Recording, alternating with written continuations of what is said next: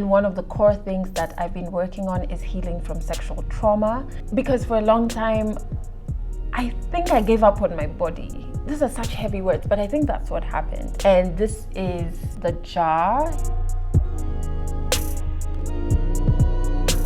Good morning. Well, I don't know what time of day you're watching this, but it's morning for me. I'm just about to record a story by a Legally Clueless listener for my podcast. So basically what happens is people send in story demos to the Legally Clueless hotline number, and then I go through the demos and set a time and a date to record it virtually. So that's what I'm going to do. I'm just making myself a cup of tea.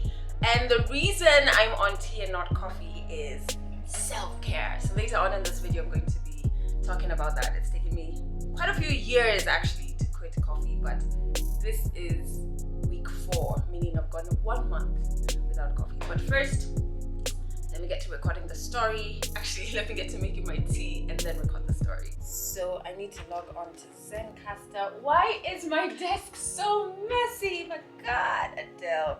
So normally I use 2 different programs for recording. Actually, I have quite a few programs that I use. Today I'm using Zencastr though. And so what I need is my mic. What else do I need?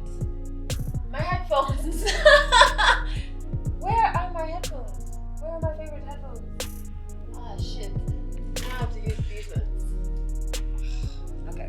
So the reason I use different programs is because of the storyteller I'm recording. Sometimes they have access to a laptop, sometimes they only have access to a smartphone, sometimes they don't have a strong internet connection, sometimes they do have a strong internet connection. So just based on all of those variables, I pick the right software to use. Oh, you're anxious. Okay, that's understandable, but I will start off by just giving you a brief. And then if you have any questions, I'll answer your questions. And then after that, we'll start recording. So it's Legally Clueless, that's the podcast. And then the feature that your story is going to be on is 100 African stories.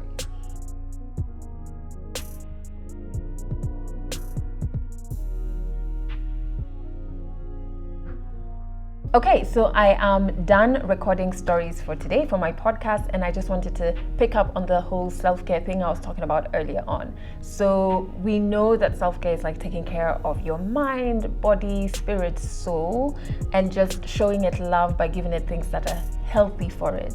And this is a definition that I did not have a couple of years ago. I think I used to think self-care was like treating myself to the things that I liked, be it shopping sprees, so gifting myself the clothes I love, the shoes I love, or the favorite fast food dish that I like, or candy and chocolates, which is a bit of a weakness for me. But that was a really shallow and obtuse, I like that word, obtuse way of, looking at self-care as being things that make you feel good, not necessarily things that are healthy for you. But my definition of all of this changed with time as I continued being very intentional about my healing. So I've been in therapy for years, and one of the core things that I've been working on is healing from sexual trauma, and in relation to my body, starting to love my body again, which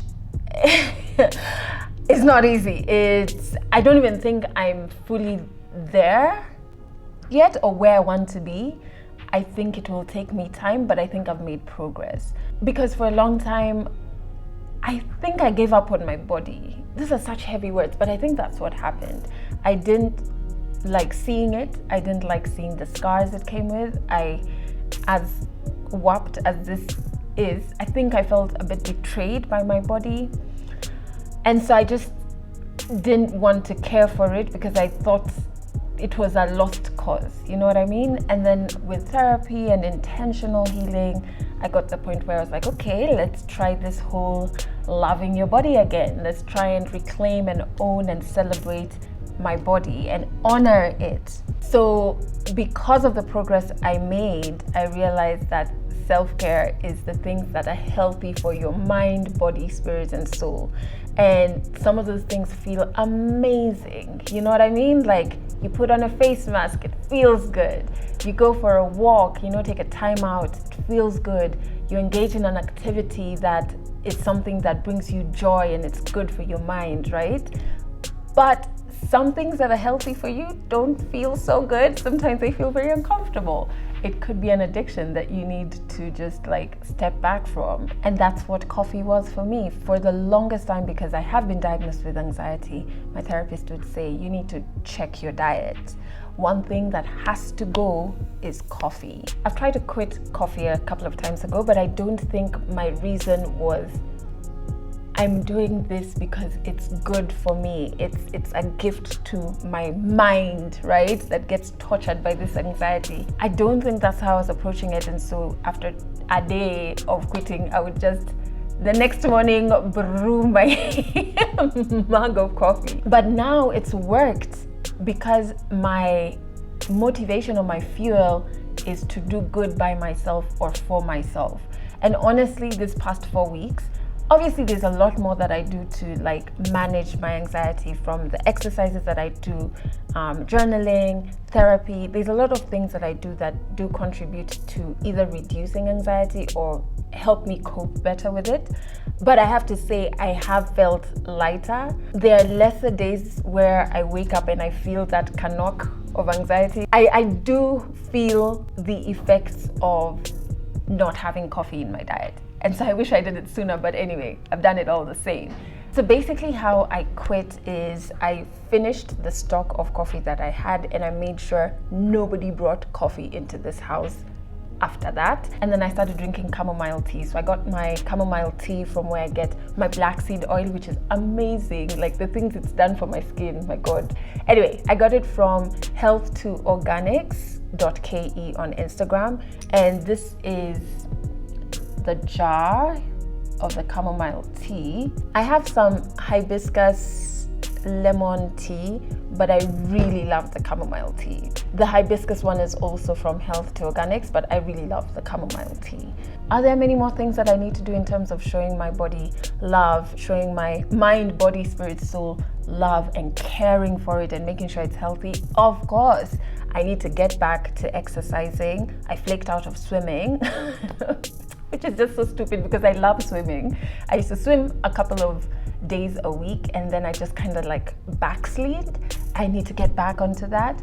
I need to firm up my diet and just have it be a bit more balanced, because again, those are things that directly affect my mental health in terms of anxiety and just my general health, honestly, you know? So yeah, there's a lot more things that I need to do under the bracket of showing care for myself. So I just wanted to share that self-care is not just doing activities and things that you enjoy. Sometimes it actually requires you to let go of the things that you enjoy and be uncomfortable for a bit, but it's actually for the good of your mind, body, soul, and spirit. And it just feels so good when you know you're doing something that is benefiting your body, and then you start feeling the effects. I can't tell you how much lighter I've felt, and I know I do a lot more things to kind of navigate and manage my anxiety, but I have seen a notable change this past month after letting go of coffee, for sure. So it's 8 p.m. and I'm just about to join a Zoom call. Let me even make sure my audio is not connected, with about, I don't know how many, but a couple of other African female podcasters. I'm so excited. Hi. Hi, how are you? How are you? My light is so bad. Get your light. Yay. I'm just gonna wave. I'm just saying a shot. Sandra, where did you go? Yeah, where's Sandra? Wait, Sandra? I think she's on, is she on mute? I haven't taken the There photo. she is. Sandra, don't run away from the photo. Okay, Adele, I need you to... Okay. Adele. Oh my God, maybe I need to, let me get my microphone so you can hear me well. Oh my word, that was such an amazing call. So what had happened is Chulu, who is a podcaster from Zambia, so she just sent over an email saying, hey, I'm an African woman podcaster and I'd love to host this virtual get together of African women who are podcasters as well. I was like, this is so fresh, count me in. We're about 6 or 7 of us. Sandra Chuma, who is from Zimbabwe, Paula Rogo, who's from right here in Nairobi, Kenya. There was Dr. Patricia, who's also from Kenya. Chulo, of course, was on it. Akego, who is from Nigeria. And we were just talking about our podcast, how we started, and just how can we make this space a cool space, a supportive space, a space where we can learn from each other. And yeah, it's so interesting that it just all came together from Chulu's first email. And none of us, okay, I know Paula because, you know, we're in Nairobi together and we've met. We were introduced by another friend, but Chulu didn't know any of us, but she just listened to our podcasts, sent out this email and was like, do you want to vibe? Which I think is so cool. Thank you so much for watching this video. Do check out my podcast, which is Legally Clueless, on all online podcast platforms. And it plays on Trace Radio every Monday, Wednesday, and Friday at 9 a.m. and at 8 p.m. Bye.